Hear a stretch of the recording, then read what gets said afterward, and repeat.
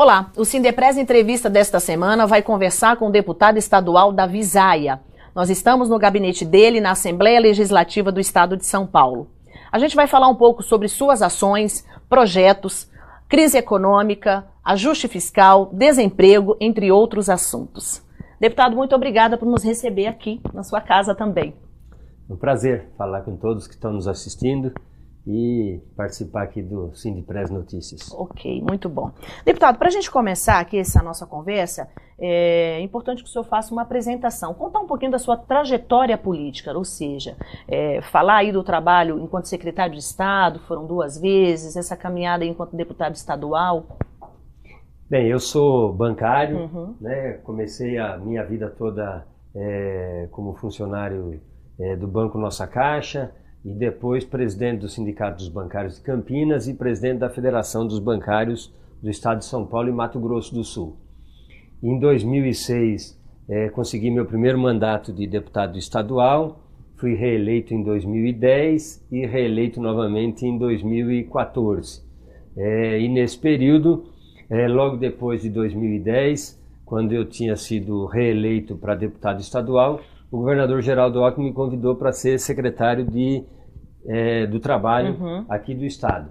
Então fiquei 1 ano e 2 meses como secretário do Trabalho e logo em seguida o governador me convidou para ocupar a Secretaria de Gestão Pública, onde tive oportunidade também de ficar então 2 anos como secretário de Gestão Pública do Estado e desenvolver todo o trabalho de ampliação do Poupa Tempo, do Acesso a São Paulo, que são os programas que estão na Secretaria. Perfeito. Além disso, o senhor também é presidente estadual do PPS, secretário...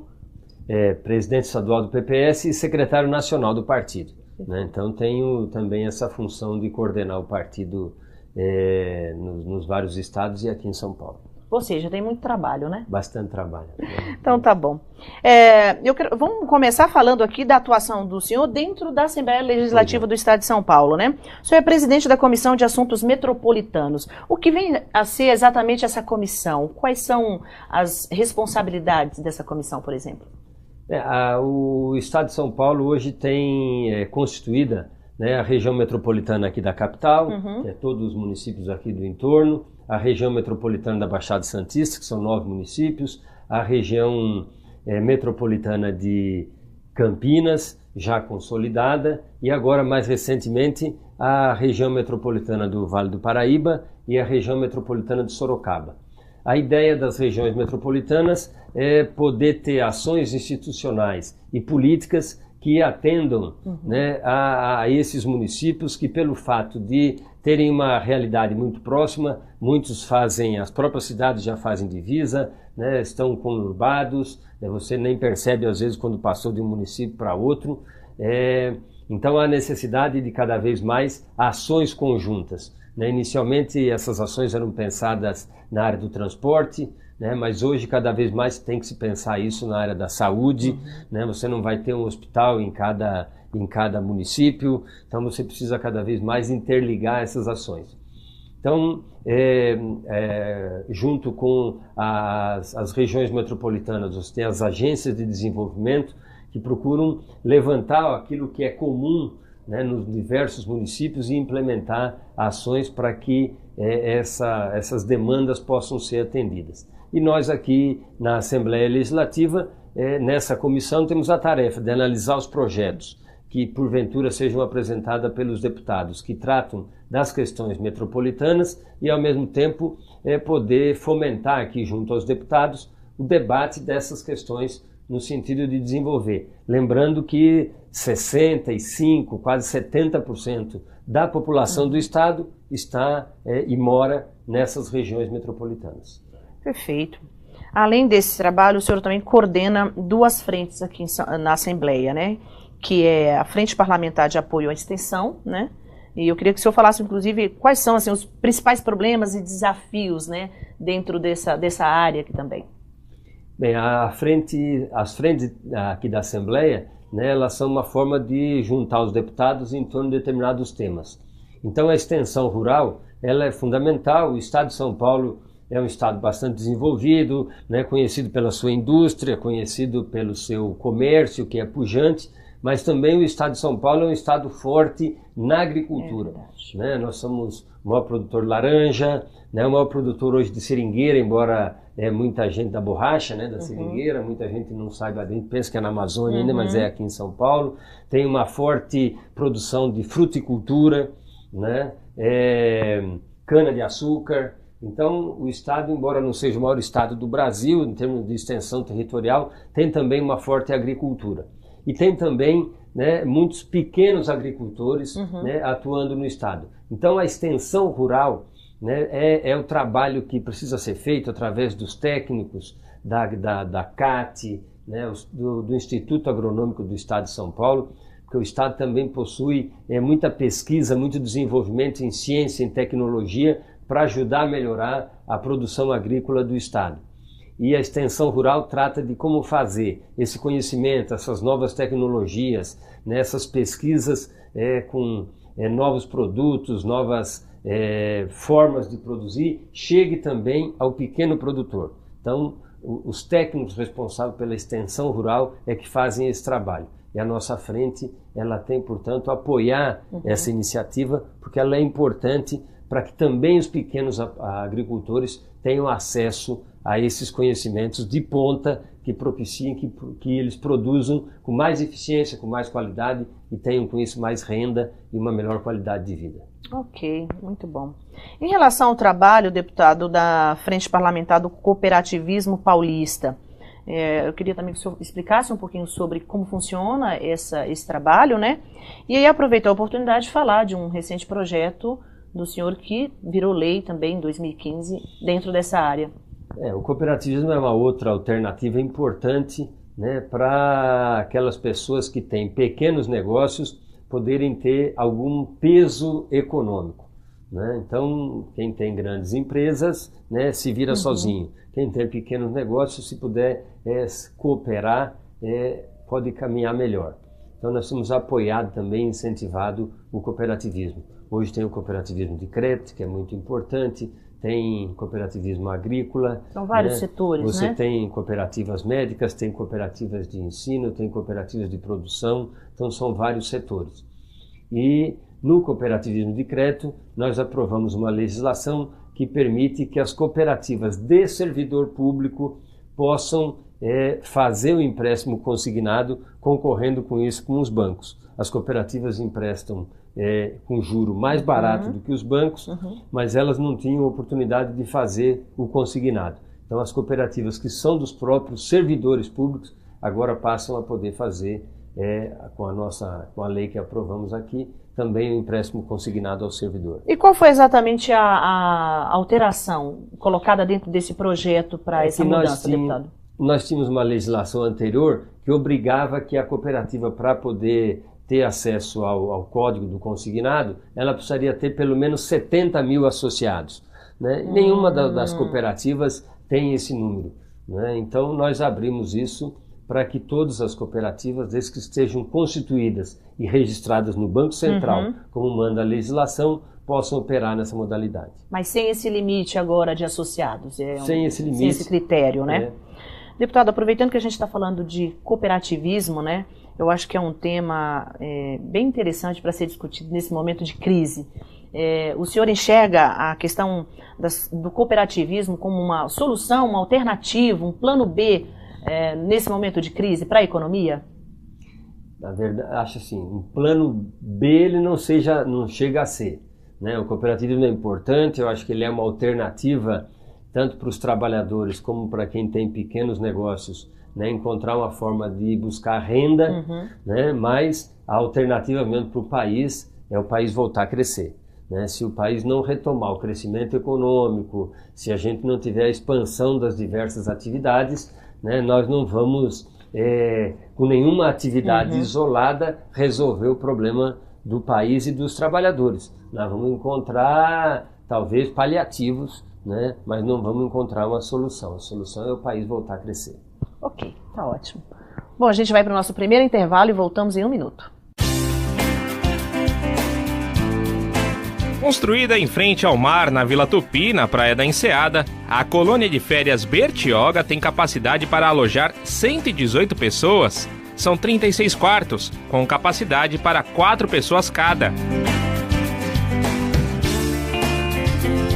Há ainda 2 quartos no térreo adaptados para deficientes físicos, com rampas de acesso. Todos os quartos são equipados com televisor, frigobar e ar-condicionado. Venha passar um momento de lazer com a sua família na Colônia de Férias Bertioga. Mais informações pelos telefones 0800 55 2623 ou DDD 11 3113 0500. Sindepress, www.sindepress.org.br. Estamos de volta, direto do gabinete do deputado estadual da Visaia, aqui na Assembleia Legislativa do Estado de São Paulo. A gente está falando um pouco sobre as ações do deputado aqui na Assembleia, falar um pouquinho sobre o cenário econômico do país, enfim, vamos conversar aqui sobre vários assuntos. Deputado, agora um assunto bem delicado, né, que a sociedade brasileira está vivendo, e eu quero que o deputado fale um pouco sobre essa questão, especialmente pela sua experiência enquanto secretário estadual do trabalho aqui em São Paulo. Queria que o senhor falasse um pouco sobre a questão do desemprego no Brasil nesse momento. Então a gente tem números, por exemplo, no Brasil uma estatística de já mais de 9 milhões de brasileiros desempregados, em São Paulo quase 2 milhões. Queria que o senhor falasse um pouco sobre essa questão. Essa é a grande preocupação de todos nós, né, que estamos na política, e tenho certeza de todos os brasileiros hoje, né, qualquer pesquisa vai apontar aí a questão do emprego e do desemprego como a principal preocupação. Fruto dos desarranjos econômicos que o país passou, né? Hoje nós temos, infelizmente, né, um governo que não consegue apontar um rumo para o país. A economia deixou de crescer em 2014 e em 2015 andou para trás, 2016 vai no mesmo caminho, e tudo isso, a consequência tem sido o desemprego.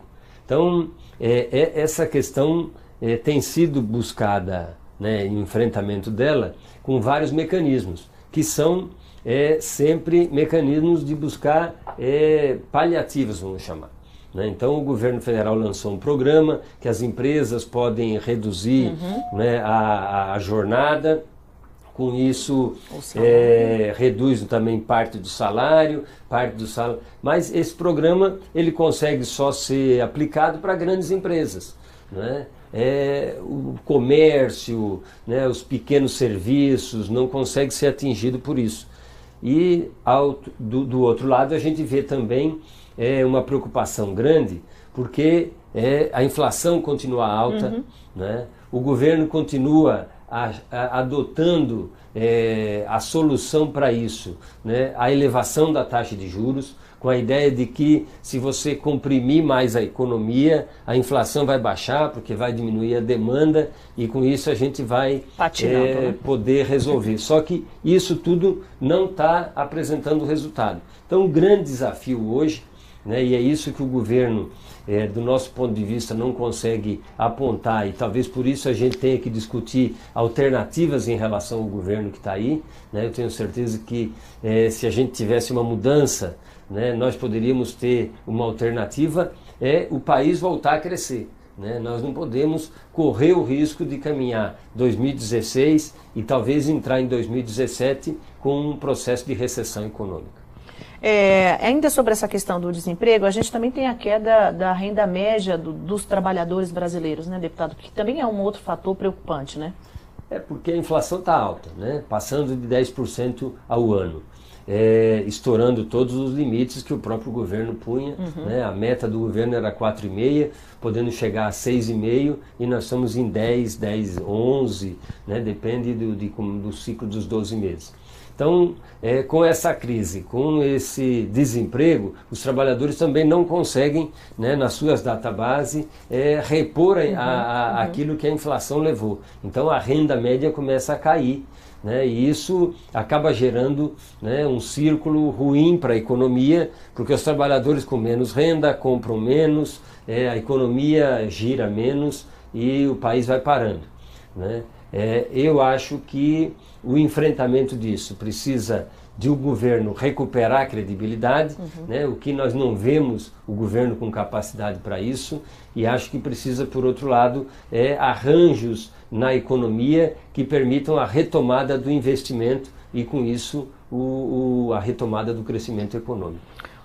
O que o senhor consegue colocar para a gente, por exemplo, quais tipos de ações, porque a gente sabe qual é a solução para esse problema, né? Que é essa questão da mudança do governo federal e tudo mais. Mas pensando aqui de forma estadual, o que o senhor consegue visualizar que o governo estadual poderia fazer, por exemplo, nessa questão do desemprego, para estimular, para incentivar, enfim, para fazer crescer um pouco no aspecto estadual?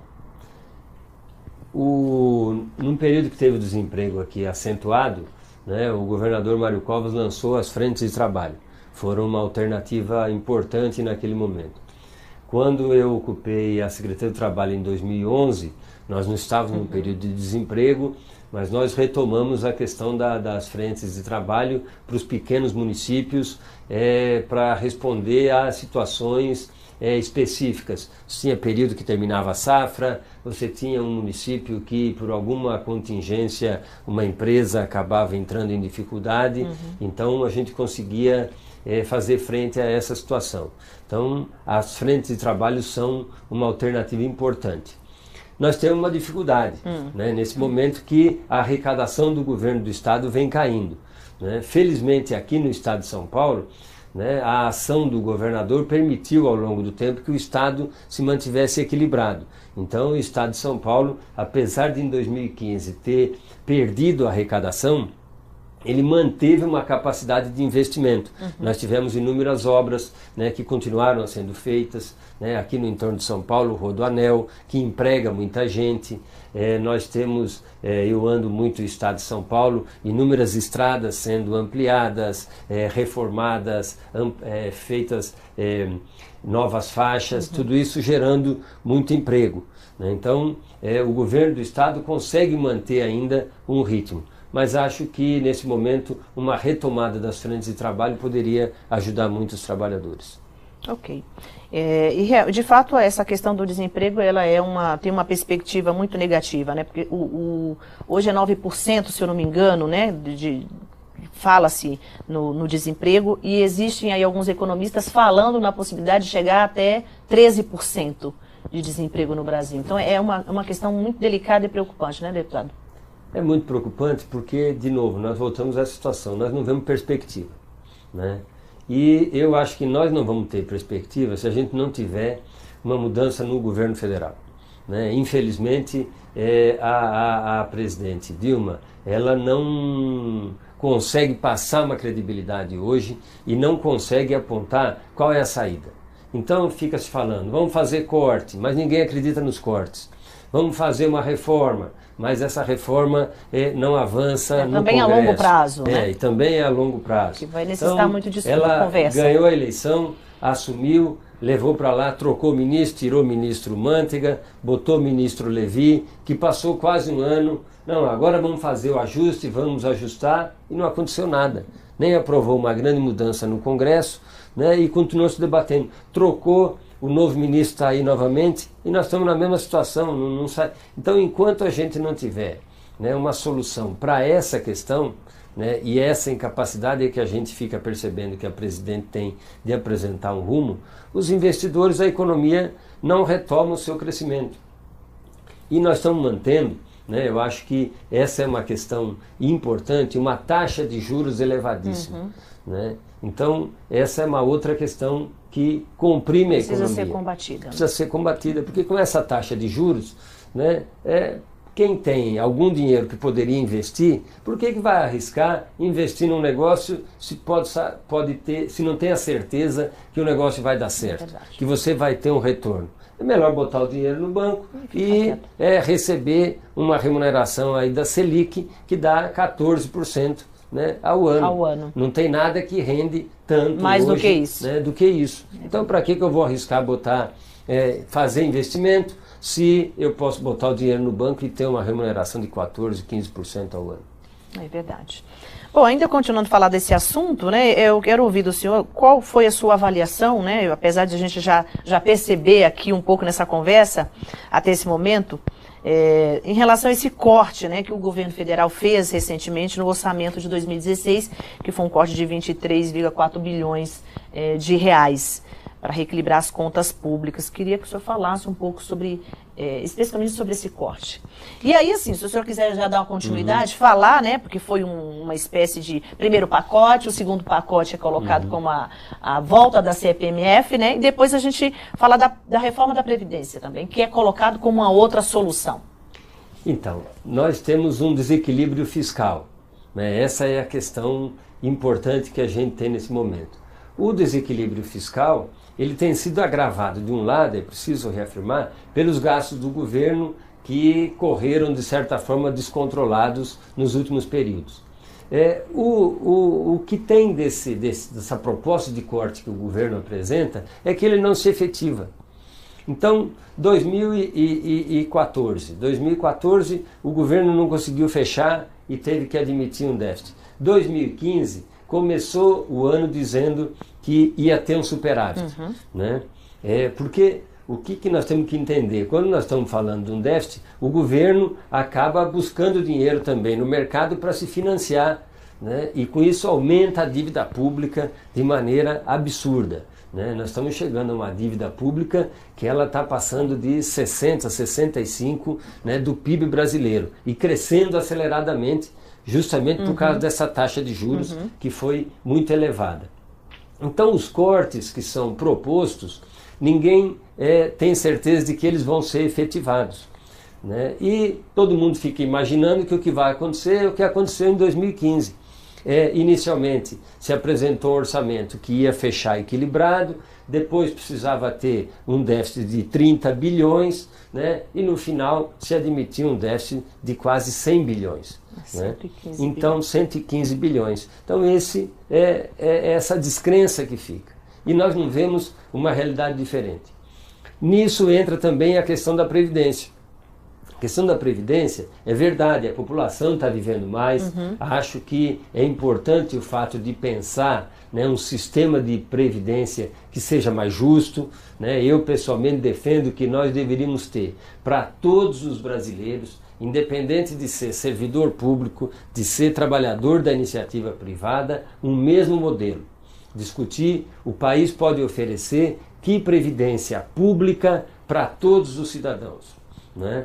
Então hoje nós temos no INSS uma previdência que tem um teto de 5 mil e poucos reais, né? Então essa é a previdência que nós conseguimos oferecer aos trabalhadores.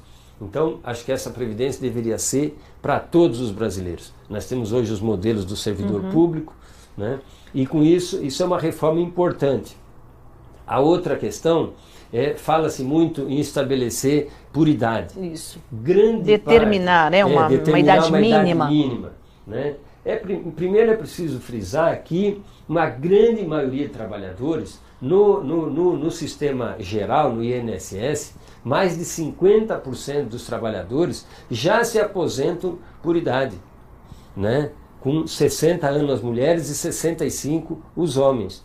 Né? Porque a grande maioria não consegue ter o emprego regular permanente, então trabalha um período, fica desempregado, entra no seguro-desemprego e com isso, mesmo podendo se aposentar aos 35 anos o homem e aos 30 anos a mulher, né? Como ele não consegue manter esse ritmo de trabalho permanente e a sequência, sem nenhum intervalo, conta não fecha, né? Ele acaba se aposentando por idade. E, portanto, com um salário mínimo, né? O fator previdenciário, por outro lado, né, ele para aqueles que poderiam se aposentar com 30, mulher, ou 35 anos o homem, né, ele significava uma derrubada. Então, eu particularmente acho que nós devemos discutir outros mecanismos, né, sem incluir aí a idade mínima, porque agora, por exemplo, com essa situação do desemprego, quem que perde o emprego? De um lado, os jovens que não conseguem acessar o mercado de trabalho, né? E do outro lado, muita gente que está perto de aposentar, né? E aí perde o emprego. Então, se a gente tivesse idade mínima, né, a pessoa que não tem 65 anos, né, ou não sei, fala 65, 67. Exatamente, né, 65. Então, 65 anos. Quem não tiver 65 anos não vai conseguir aposentar. Né? Com o fator previdenciário mesmo tendo um problema de cair um pouco a renda do trabalhador, né, ele conseguiria se aposentar. E depois, se ele conseguir um novo emprego, ele complementa essa renda. Né? Mas se ele perde o emprego e tem uma idade mínima e ele não consegue um novo emprego, né, ele vai tendo precarizada a sua aposentadoria. Então esse é um assunto que nós temos que discutir muito, né, quais os mecanismos que sejam justos. E também acho que qualquer mudança ela não pode ser feita para quem já está no mercado de trabalho. Isso porque tem que os ser... trabalhadores entraram com uma determinada perspectiva. Né? Essa regra muda no meio do caminho, é extremamente prejudicado esse trabalhador. Né? E aí é extremamente prejudicado, porque muito se fala que o trabalhador pode buscar uma previdência complementar. Isso até tem sido melhorado no Brasil. Né? Nós temos uma legislação que criou a previdência complementar, mas de novo ela só é uma realidade que existe só em grandes empresas, nas empresas públicas e em grandes empresas privadas. Né? Não há ainda uma consciência do trabalhador, né, de trabalhar a previdência complementar, até porque para a grande maioria que tem salários baixos, né, o custo de vida não permite que ele faça ao longo da vida uma poupança, né, para poder melhorar a sua aposentadoria. Então tudo isso tem que ser muito bem discutido e acho que o fundamental é que o país tenha regras claras, né, e volto a dizer, se responsabilize por uma previdência que seja básica, que seja constante, que não sofra corrosão ao longo do tempo, né, e que seja igual para todos os brasileiros. Né? Acho que nós devemos dizer para os brasileiros o seguinte: nós conseguimos bancar para todos os brasileiros X de aposentadoria. Daí para frente, cada um procura como é que pode melhorar um pouco isso. Deputado, a gente fala um pouco sobre a CPMF no nosso próximo bloco, pode ser? Pode ser. Ok, então tá bom. Bom, a gente vai para o nosso último intervalo e voltamos já já. O Sindepres, sempre preocupado com o trabalhador, criou em 1997 o CROSS, Centro de Referência Odontológica Sindepres Saúde, um dos projetos mais modernos no mercado de odontologia do Brasil. Hoje a unidade da sede possui 10 consultórios com profissionais qualificados e dispõe de serviços de alta qualidade. Este centro de referência odontológica é uma importante conquista para os trabalhadores temporários e terceirizados da categoria. O CROSS está localizado na sede do Sindepres, na Praça Manuel da Nóbrega, número 21, 10º andar, no centro de São Paulo. Os horários de funcionamento são de segunda a sexta, das 8 às 17h30 e aos sábados, das 8 ao meio-dia e meia. Agende a sua consulta. Mais informações no 011 3106 2133 ou 3101 8688 ou acesse o site www.sindepres.org.br. Sindepres, sempre trabalhando para você. Estamos de volta com o Sindepres Entrevista, que conversa hoje com o deputado estadual da Visaia. Deputado, agora sim a gente pode falar um pouco sobre a questão da CPMF.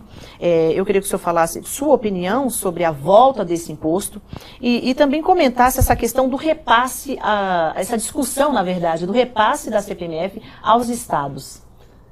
Eu sou contra a volta da CPMF, né, até por essa discussão que a gente estava fazendo anteriormente. O governo não consegue apresentar um programa consistente de redução, né, das suas despesas. Então, acrescentar mais um imposto significa que daqui a um tempo nós temos que discutir um novo imposto outra vez. Né? Então, é preciso que se tenha, né, uma consistência no que o governo vai fazer. Se não reduzir a taxa de juros, né, o déficit vai continuar crescendo, né, mesmo com esses ajustes que vão ser todos pequenos, que estão sendo né, feitos, Então, se não houver uma correção global, né, dessas questões, diminuir a taxa de juros, né, os cortes serem efetivos, né, nós não vamos ter solução. e aí mais um imposto, nós vamos penalizar ainda mais, né, todo o setor produtivo, todo o setor do comércio, a própria população, porque a CPMF é um imposto em cadeia, todo mundo vai pagar esse imposto, então eu sou contra, e aí nem tem sentido discutir então, né, a distribuição para os estados. Essa é uma tentativa do governo federal, né, de ganhar o apoio dos governadores e dos prefeitos. Hoje as prefeituras vivem com a queda de arrecadação, não conseguem pagar suas contas, então é uma tentativa de aumentar o apoio para que todos sejam favoráveis a ter a CPMF. Falando dessa questão do governo federal com governos estaduais, eu não sei se o senhor acompanhou, mas, se eu não me engano, vai ser voltado recentemente, né, a questão das dívidas dos estados. E existe a possibilidade ou de perdoar ou de renegociar essas dívidas, que chega no montante de 300 bilhões de reais.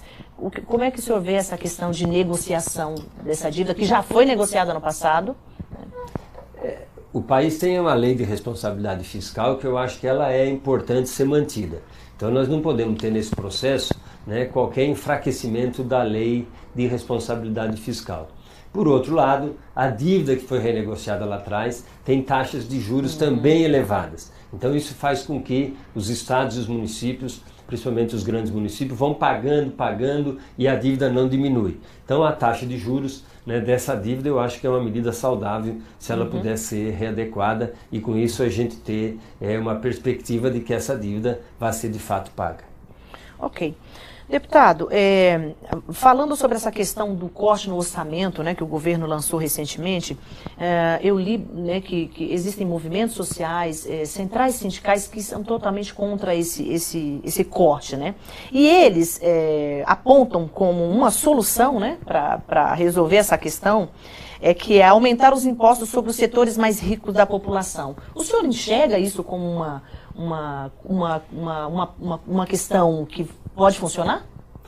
Acho que nós temos no Brasil uma carga tributária muito injusta, né? Então acho que não é só uma discussão de aumentar a carga tributária das pessoas mais ricas, de quem tem, né? É de tornar mais justo. Acho que essa é uma discussão importante, mas não é uma solução fácil, né? Se fala há muito tempo em reforma tributária, fiscal e muito pouca coisa acontece, né? Hoje, grande parte dos impostos são impostos indiretos. Então, quem compra... Agora não, porque o imposto, né, aqui no estado de São Paulo, por exemplo, sobre o arroz, o feijão, foi zerado, né? Mas quem compra 1 quilo de café, né, paga o mesmo imposto quem ganha o salário mínimo e quem tem uma renda de 10 mil reais por mês, né? Se você vai comprar um sapato, né, você paga o mesmo imposto, né, se você ganha salário mínimo ou se você tem uma renda de 30 mil reais por mês. Então, essa é uma situação injusta, porque quando você calcula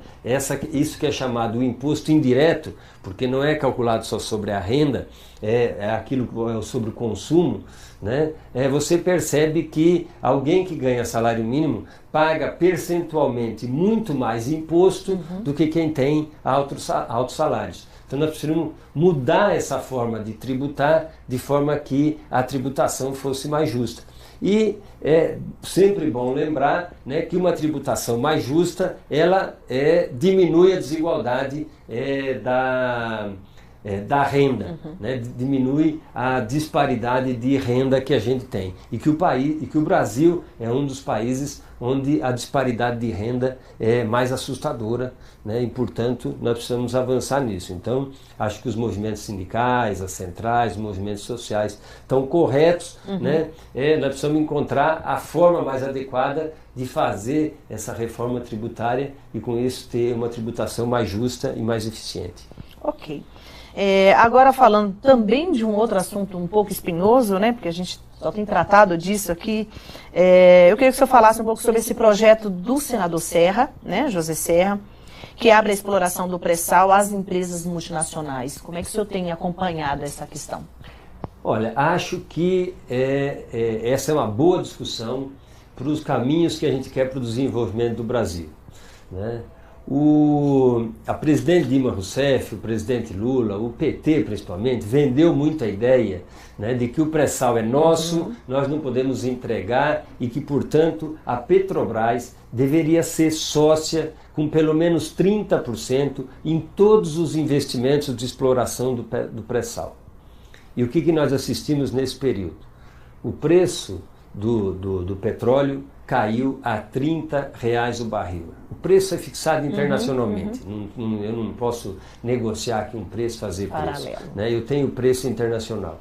Então, essa redução do preço fez com que a exploração do pré-sal não seja, nesse momento, tão viável economicamente, porque ela é mais cara, justamente por estar mais profundo. E, por outro lado, nós temos uma Petrobras que está endividada, né? O próprio governo vem admitindo que ela tem que vender ativos nessa hora, né? Que o petróleo está com esse preço lá embaixo, vender ativos a preço de banana. Né? Então, essa é a questão mais grave. Por outro lado, a Petrobras ela tem um monopólio do refino, do controle do petróleo no Brasil. Então, eu acho que o projeto do senador José Serra, ele é positivo nesse aspecto, porque ele permite que o quê? Primeiro, que aquelas áreas que foram consideradas estratégicas, a presidente da República pode continuar definindo como é que vai ser feito o leilão e pode oferecer primeiro a Petrobras. Então, só iria para as outras empresas se ficasse claro que não é tão vantajoso para a Petrobras entrar na exploração desses eventuais novas iniciativas de exploração. Depois é preciso considerar que quando você tem um novo poço de petróleo, uma nova bacia sendo explorada, entre o início da exploração e essa exploração se viabilizar, começar a produzir, e mais do que isso, você conseguir pagar o investimento que você fez, são muitos anos. Muitos anos. Né? Até se comercializar 10, 15 aquele produto. Anos, né? Comercializar em quantidade suficiente para pagar o investimento que foi feito no passado. Porque o investimento é muito alto. Então, quando você obriga a Petrobras a participar de todos os investimentos, significa que você não vai conseguir, nesse momento, acelerar o processo de exploração do petróleo. Por quê? Porque a Petrobras está endividada, ela não tem capacidade de investir. Então é muito melhor que você tenha contratos claros, né, onde a iniciativa privada entre, possa participar e depois esse petróleo vai ser comprado pela Petrobras, né, aos preços que estão aí estabelecidos. Né? Então eu não vejo nenhum problema, acho que isso funciona assim no mundo inteiro, né? As empresas de iniciativa privada participam disso, né? E mais grave, né? Muita gente diz, mas isso é entregar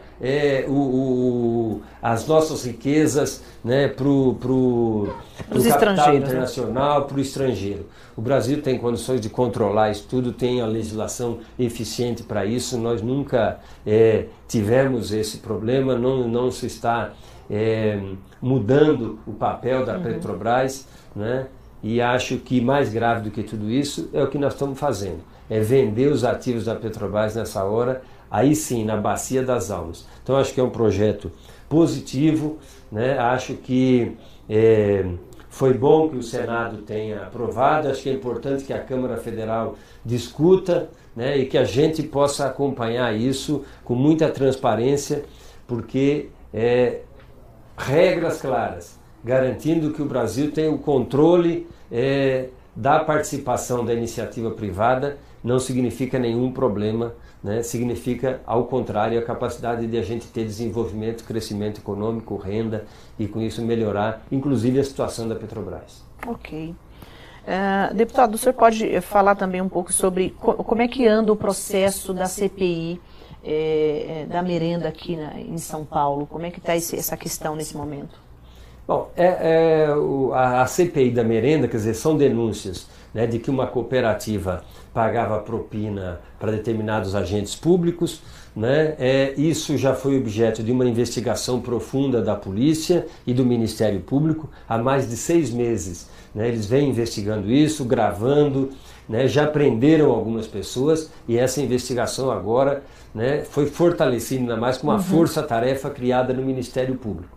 Então há um debate aqui na casa se nós devemos instalar aqui uma CPI ou não. Até o momento, a maioria dos deputados não tem sido favorável à implantação da CPI, até porque nós entendemos que há uma investigação muito forte sendo feita em curso, tanto pela polícia como o Ministério Público. Não há nenhum problema de obstrução dessas investigações.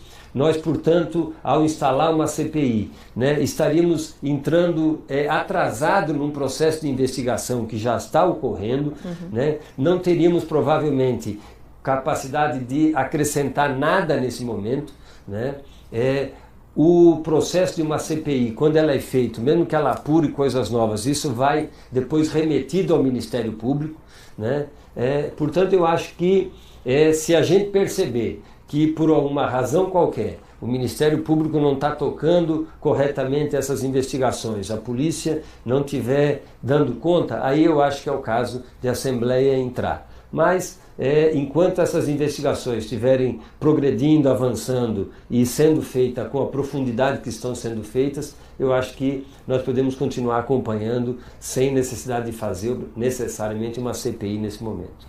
Há uma discussão sendo feita no momento da dificuldade da instalação da CPI. E, assim, parte do que a gente tem observado na grande imprensa é que o governo estadual tem dificultado isso. O senhor observa essa questão? O senhor acompanha se isso corresponde? Nós não temos recebido do governo, né, os deputados têm independência aqui. Então, o que há aqui é uma discussão, né, entre os deputados. Né, nós mesmos aqui temos feito, nós temos aqui o PPS, tem 3 deputados, participamos de um bloco, né, que são mais 25 deputados, e nós temos permanentemente feito essa discussão, né, para avaliar se é o caso de instalar a CPI ou não.